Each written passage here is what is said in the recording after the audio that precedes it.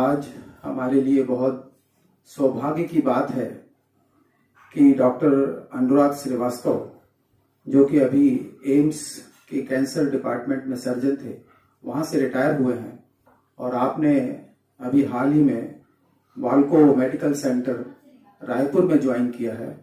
वो आज हमारे यहाँ पधारे हुए हैं और आज इस अवसर का लाभ उठाते हुए मेरे मन में जो कैंसर के प्रति कुछ बातें, कुछ जिज्ञासाएं थी, मैं उनको दूर करने के लिए आज मैं उनसे कुछ बातें जानना चाहता हूं।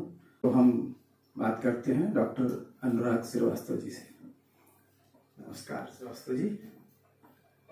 नमस्कार प्रदीप जी।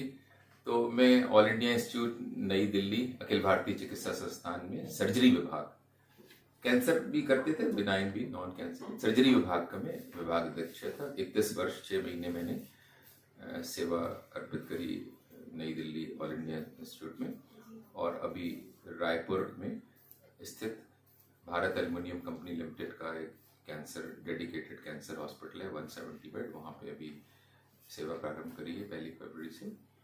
तो आपका कैंसर के बारे में आप कुछ प्रश्न पूछना चाहेंगे तो बहुत अच्छी बात है, क्योंकि कैंसर शब्द से एकदम से लोगों में एक भय, एक फोबिया, एक जैसे ना हवा जैसा पैदा हो जाता है और नाम सुन के लोग कांप जाते हैं। अगर परिवार में जैसे किसी को डायग्नोज होता है तो एकदम से जैसे 2 दिन खाना नहीं बनता है, इतनी निराशा हताशा से व्याप्त हो जाती है। तो वो ठीक नहीं है। कई हमारे मरीज हैं जो 20-20 साल से एकदम स्वस्थ हैं, पूरा इलाज उनको हुआ है और अपना पूर्ण जीवन खुशी से निभा रहे हैं। तो हर कैंसर एक बीमारी नहीं है, अलग अलग अंग के अलग अलग कैंसर होते हैं, उनका प्रभाव शरीर में अलग होता है, उनका बिहेवियर अलग होता है।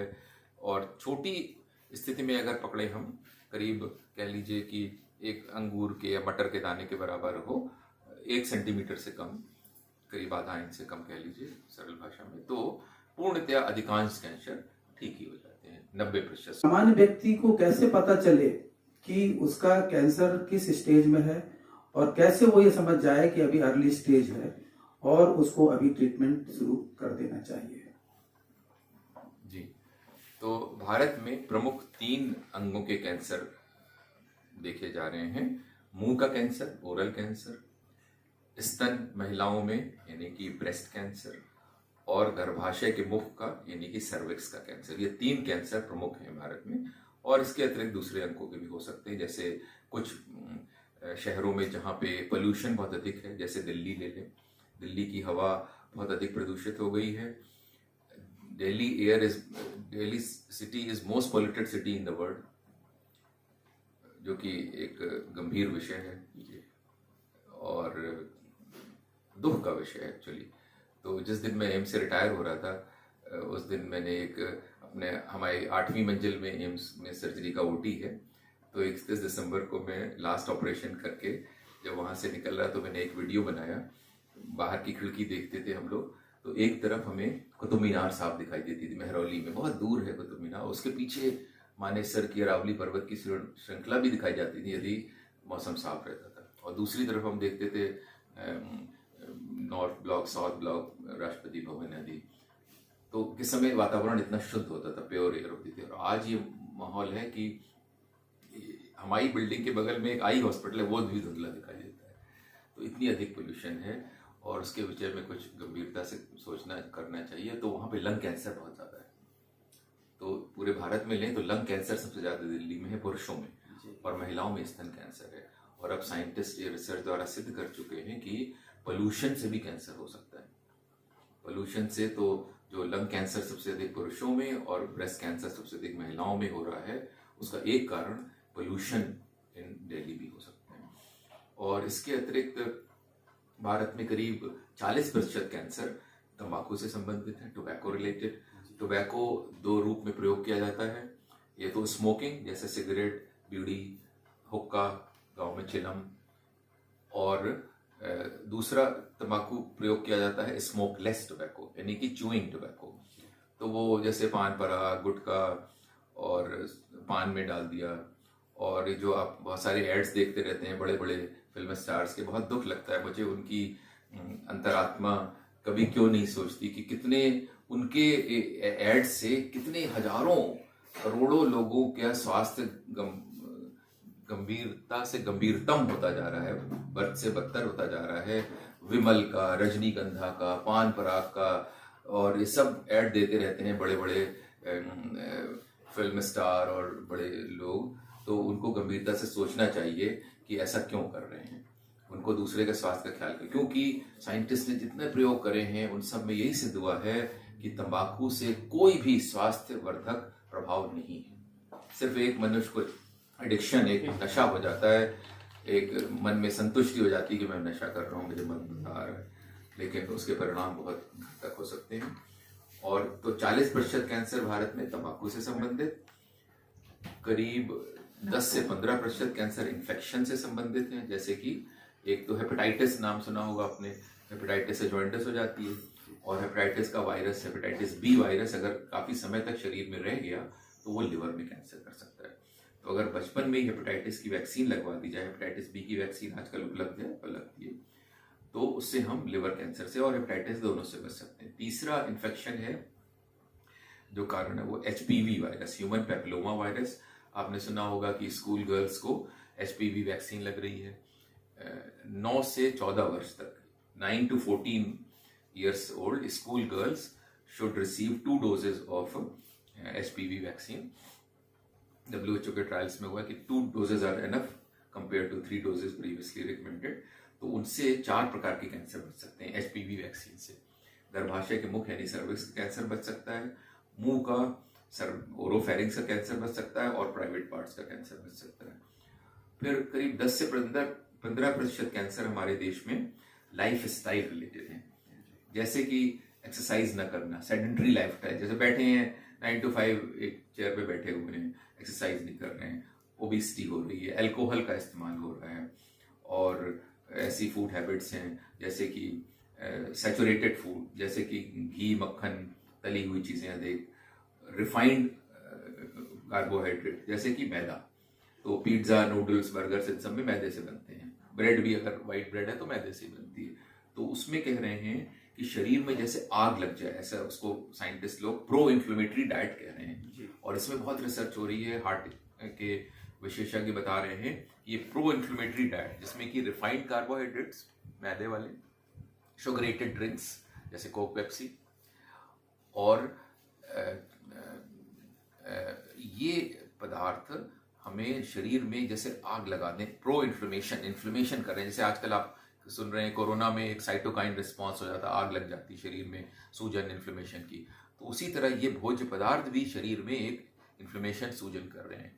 और अधिकांश समय तक देखा जाए तो इससे फिर पहले तो ओबिसिटी होती है, और ओबिसिटी सिर्फ शरीर का वजन बढ़ना ही नहीं है, हर ओबीस सेल एक अंदर जल रहा है, समझ लीजिए झुलस रहा है, और उससे इन्फ्लेमेशन हो रहा है। तो obesity is now considered by scientist as a disease of inflammation, chronic inflammation, दौड़ा सूजन, जैसे गठिया का बीमारी, आर्थराइटिस होता है, उसी तरह से ओबिसिटी एक समझ के इन्फ्लेमेशन है। ये जानना चाहता हूँ कि इन जनरल व्यक्ति टोबैको को तो खाता रहता है किसी भी तरीके से, 2-3 तरीके जो आपने बताया, तो वो कैसे उसको ये समझ में आएगा कि कैंसर की कोई स्टार्टिंग हो गई है, और वो कैसे उसको अर्ली स्टेज समझ के या जान के उसका ट्रीटमेंट शुरू करे, ये थोड़ा आप बताइए। जी, बहुत अच्छा आपने भाषा उपयोग करी कि वो व्यक्ति तंबाकू को खाता रहता है, उसको ये नहीं पता कि तंबाकू उसको खा रहा है। Actually tobacco is destroying and eating his body. He is not taking enjoyment from tobacco. Tobacco is enjoying that person's body gradually, slowly and destroying it. तो उनको अर्ली लक्षण यानी कि वार्निंग साइन, जैसे हम कैंसर की भाषा में कहते हैं, वो पता होना चाहिए। जैसे अगर तंबाकू चबा रहे हैं, खा रहे हैं, तो मुंह में कोई सफेद दाग लग जाता है, ल्यूकोप्लेकिया, फिर सफेद दाग कई वर्ष तक रहे तो लाल बन जाता है, फिर उसमें घाव या छाला पैदा हो जाता है। अगर दांत उखाड़ा गया है आपका डेंटिस्ट द्वारा और उनसे ब्लीडिंग होती जा रही है, वो घाव नहीं भर रहा, या कोई भी शरीर में दूसरा घाव हो, तो आपने देखा हो जैसे कट जाता है घर में, किचन में, गार्डनिंग में, तो 3-4 दिन बाद घाव भर जाता है। अगर 3-4 सप्ताह के बाद भी घाव न भरे कोई, तो सोचिए, दिखाइए डॉक्टर को, कहीं वो कैंसर तो नहीं। इसके अतिरिक्त मुंह से, नाक से, खांसी में, श्वास में, और गुदाद्वार से, यूरिन के रास्ते, और स्त्रियों में पीरियड के रास्ते अगर रक्तस्राव बहुत अधिक हो रहा है, जी। रक्त आ रहा है ज़्यादा मात्रा में, तो वो भी कैंसर का लक्षण हो सकता है। वजन बहुत ज़्यादा कम हो रहा है, तो कुछ तो लोग बच्चे डाइट करते हैं आजकल, तो डाइटिंग स्लिमिंग डाइट ले रहे हैं, वो तो समझ में आती है, लेकिन बिना स्लिमिंग डाइट के अगर वजन आपका बहुत कम हो जा रहा है तो आप चेक कराएं कहीं ये अंदर पेट में या जिगर का, लिवर का कैंसर तो नहीं। तो ये कुछ लक्षण हो सकते हैं कैंसर के। और कोई भी गांठ गिल्टी कहीं भी शरीर में हो, अगर 3-4 सप्ताह से अधिक रही हो तो उसका चेकअप करा लें, बायोप्सी कराएं, वो कैंसर की भी हो सकती है। तो डॉक्टर साहब एक चीज और है जो कि टोबैको के अलावा जो ज्यादा प्रैक्टिस में है वो ड्रिंक्स के बारे में है। किसी भी प्रकार के अल्कोहलिक ड्रिंक्स बहुत आजकल कॉमन होता जा रहा है, पार्टीज में, पिकनिक्स में, यूथ में। तो ये भी एक क्वेश्चन है कि क्या रेगुलर यूज ऑफ अल्कोहल, क्या इसका कैंसर से कितना क्या रिस्क है, प्लस यदि आदमी अल्कोहल ले रहा है तो क्या कुछ अमाउंट परमिसिबल है क्या, या किस तरह से उसका रिस्क है लाइफ में, खास तौर से कैंसर के लिए, ये थोड़ा सा समझाइए। धन्यवाद। तो जैसे आपने कहा कि तंबाकू की खा रहा है तो पुरुष एक्चुअली उसको खा रहा है या तंबाकू उसको खा रहा है, उसी प्रकार से जो अल्कोहल हम ड्रिंक कर रहे हैं तो एक्चुअली अल्कोहल हमें ड्रिंक कर रहा है, हमारे स्वास्थ्य को ड्रिंक कर रहा है। तो गांधी जी ने लिखा है, उनको भोजन के और हेल्थ के बारे में बहुत ज्ञान था। एक छोटी सी पुस्तिका है उनकी, की टू गुड हेल्थ, पढ़िए आप, छोटी सी 5 रुपए की मिलती है। तो उसमें उन्होंने इतना ज्ञान भरा है भोजन और लाइफ स्टाइल के बारे में। तो उसमें और एक दूसरी पुस्तिका बहुत अच्छी, वो जरूर पढ़नी चाहिए, सब हर भारतीय को पढ़नी चाहिए, इंडिया ऑफ माई ड्रीम्स। उनके जो यंग इंडिया में और सब मैगजीन्स में जो पढ़ते थे लेटर्स, वो सब उसका वर्ड है। तो उसमें उन्होंने बोला इंडिया ऑफ माई ड्रीम्स है कि मुझे अगर एक दिन के लिए इंडिया की डिक्टेटरशिप मिलेगी तो पहली चीज मैं ये करूंगा, सारी लिकर शॉप पूरे भारत में बंद कर दूंगा, फर्स्ट थिंग ही सेड।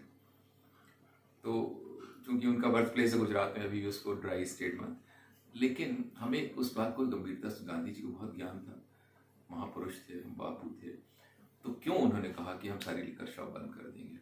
क्योंकि लिकर से बहुत ज्यादा दुष्प्रभाव सिर्फ शरीर के एक व्यक्ति के ही नहीं होते, पूरे समाज में होते हैं।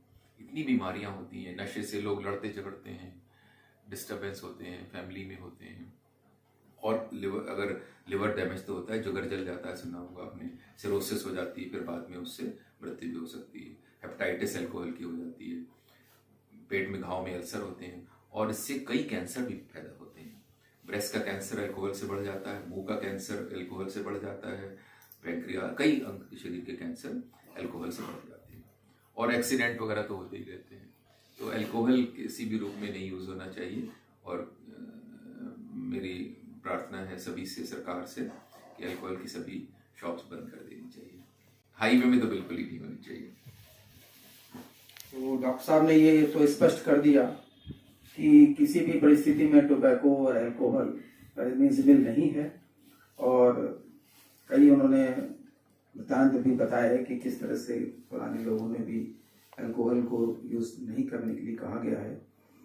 ऐसी जानकारी हमको स्पष्ट रूप से आज जो मिली है, ये हमारे लिए बहुत अच्छी बात है। मैं बहुत आभारी हूँ डॉक्टर अनुराग जी ने जो अपना समय दिया और कैंसर के बारे में काफ़ी अच्छी जानकारी दी। धन्यवाद दोस्तों।